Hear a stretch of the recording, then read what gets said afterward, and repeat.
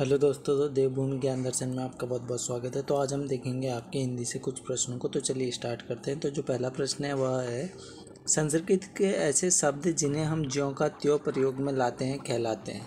तो वह क्या कहलाते हैं भैया? ज्यों का त्यों वह कहलाते हैं हमारे तत्सम। क्या कहलाते हैं? तत्सम। आगे की ओर अगला प्रश्न है, नीचे दिए गए विकल्पों में से तत्सम शब्द का चयन कीजिए। तो तत्सम शब्द यानी संस्कृत का शब्द, इसमें हमारा गोधूम सही हो जाएगा। नीचे दिए गए विकल्पों में से तद्भव शब्द का चयन कीजिए। तद्भव शब्द का, तो इसमें हमारा सही हो जाएगा मुँह। अगला प्रश्न, वानर का तद्भव रूप है। तो वानर का होगा आपका भैया बंदर। आगे की ओर, देश में जन्मा शब्द कहलाएगा। देश में जन्मा कहलाएगा आपका देशज। आगे की ओर, गाड़ी शब्द है। तो गाड़ी शब्द है आपका देसी। रचना के आधार पर शब्द कितने प्रकार के हैं? तो रचना के आधार पे होते हैं 3 प्रकार के। कौन कौन से? रूढ़, यौगिक और योग रूढ़, यानी ऑप्शन नंबर बी सही हो जाएगा 3।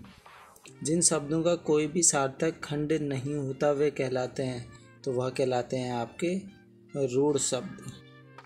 वेधशाला शब्द है। तो वेधशाला शब्द हो जाएगा आपका यौगिक। आगे की ओर, जो शब्द किसी विशेष अर्थ में प्रयुक्त होते हैं उन्हें कहेंगे योग रूढ़। अगला प्रश्न है, रूढ़ शब्द का चयन कीजिए। रूढ़ शब्द का चयन करना है, इसमें हमारा सही हो जाएगा गरल। निम्न शब्दों में से सही यौगिक शब्द को चुनिए। तो सही चुनना है, वह हो जाएगा आपका सहपाठी, एक आपका यौगिक है। अगला जो प्रश्न है, निम्नलिखित में से रूढ़ शब्द कौन सा है? तो रूढ़ शब्द हो जाएगा इसमें हमारा पशु। ठीक है, जिसका कोई भी सार्थक खंड नहीं होता है। अगर आप तोड़ोगे तो प प्लस शु हो जाएगा। इसको तोड़ के किसी भी शब्द का कोई भी सार्थक खंड नहीं निकल रहा है। शब्द रचना के आधार पर बताइए कि कौन सा शब्द योग रूढ़ है। योग रूढ़ यानी कोई विशेष अर्थ प्रकट होता है, कोई तीसरा ही अर्थ। तो इसमें हमारा जलद सही हो जाएगा। आगे की ओर, निम्नलिखित में से रूढ़ शब्द कौन सा है? तो रूढ़ शब्द हो जाएगा इसमें हमारा वैभव। परीक्षा शब्द निम्नलिखित वर्गों में से किस वर्ग में आता है? तो परीक्षा जो शब्द है वह आएगा आपका भैया तत्सम, यानी संस्कृत में। मजिस्ट्रेट शब्द है, तो यह आपका एक विदेशज शब्द है। निम्नलिखित में से कौन सा देशज है? तो लोटा आपका देशज होगा। स्वतंत्र सत्ता धारण न करने वाले शब्द क्या कहलाते हैं? तो वह कहलाएंगे आपके यौगिक। ठीक है, 2 या 2 से अधिक सार्थक शब्द खंडों के योग से निर्मित होते हैं आपके यौगिक शब्द। निम्नलिखित में कौन यौगिक शब्द है? कौन सा आपने यौगिक शब्द बताना है। तो इसमें हमारा जो सही आंसर होगा वह होगा आपका विद्यालय। अगला प्रश्न, प्रयोग की दृष्टि से सूक्ष्म अंतर व्यक्त करने वाले शब्द क्या कहलाते हैं? तो वह कहलाएंगे आपके समानार्थक शब्द। यौगिक शब्द कौन सा है? तो यौगिक शब्द होगा इसमें हमारा पाठशाला।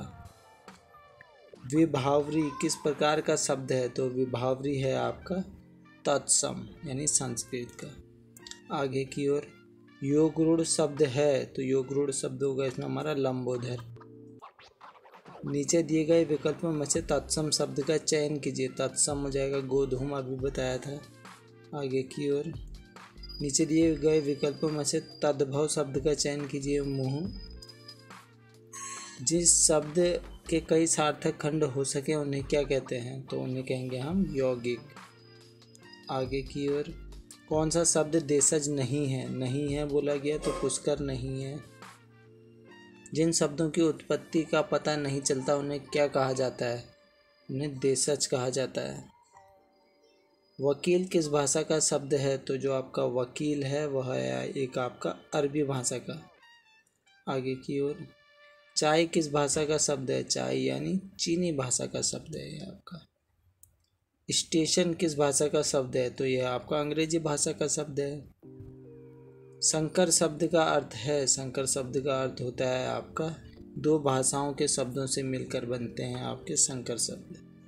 रेलगाड़ी शब्द है, तो जैसे रेल गाड़ी यानी रेल अंग्रेजी, गाड़ी हिंदी, यानी यह आपका संकर शब्द है। दर्शन का तद्भव रूप है। तो दर्शन का तद्भव रूप होगा दर्शन, भी सही है।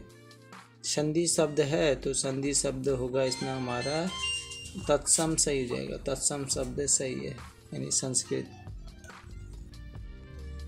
लोटा शब्द है तो अभी बताया था मैंने आपको, लोटा हो जाएगा देशज। कमल किस प्रकार का शब्द है, तो कमल हो जाएगा आपका एक रूढ़ शब्द। पाठशाला किस प्रकार का शब्द है, तो पाठशाला हो जाएगा यौगिक। दशानन किस प्रकार का शब्द है, दशानन हो जाएगा आपका योग रूढ़। निम्नलिखित में से कौन सा शब्द तुर्की भाषा का है, तो ये कैची इसमें हमारा सही हो जाएगा। तो आशा करता हूँ इस वीडियो से आपको ज्ञान मिला होगा। यहीं पे करते हैं वीडियो को समाप्त। चलिए, धन्यवाद।